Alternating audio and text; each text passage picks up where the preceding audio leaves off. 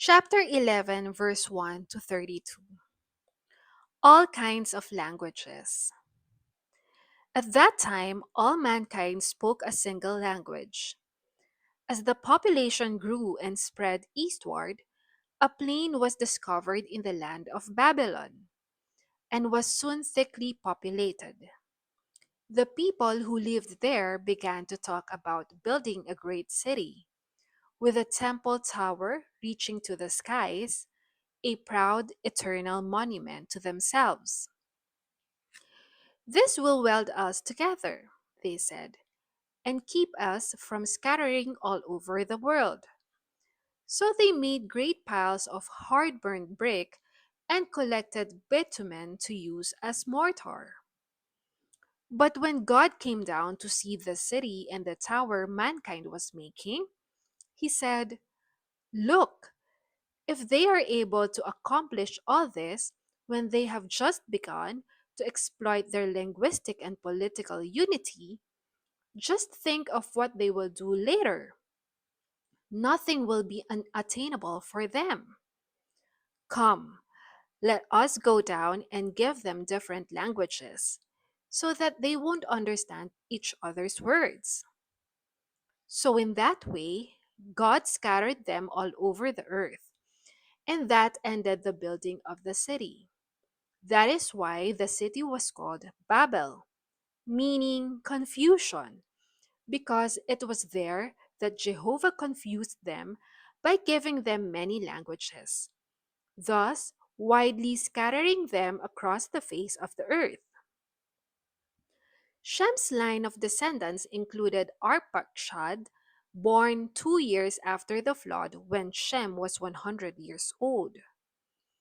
After that, he lived another 500 years and had many sons and daughters.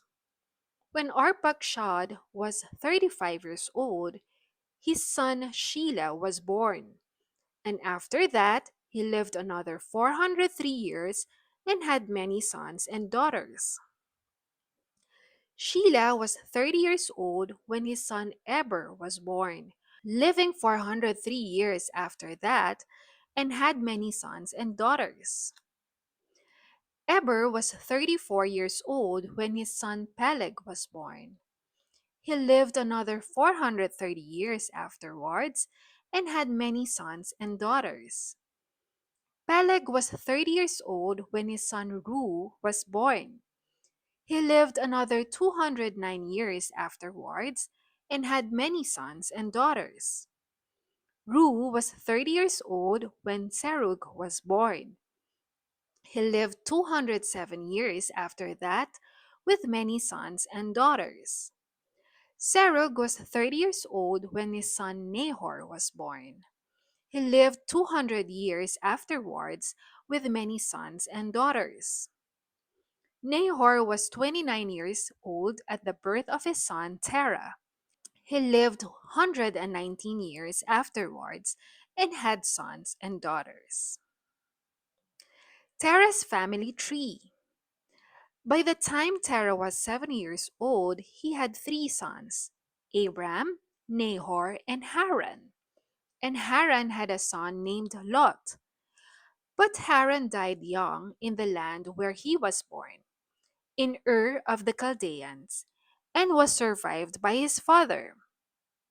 Meanwhile, Abram married his half sister Sarai, while his brother Nahor married their orphaned niece Milcah, who was the daughter of their brother Haran, and she had a sister named Iscah. But Sarai was barren; she had no children.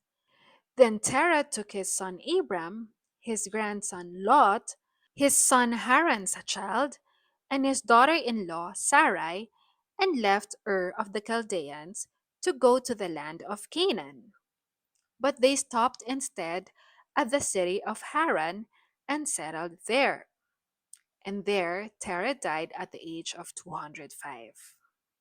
I'll leave these questions with you. Kindly share your thoughts and comment below.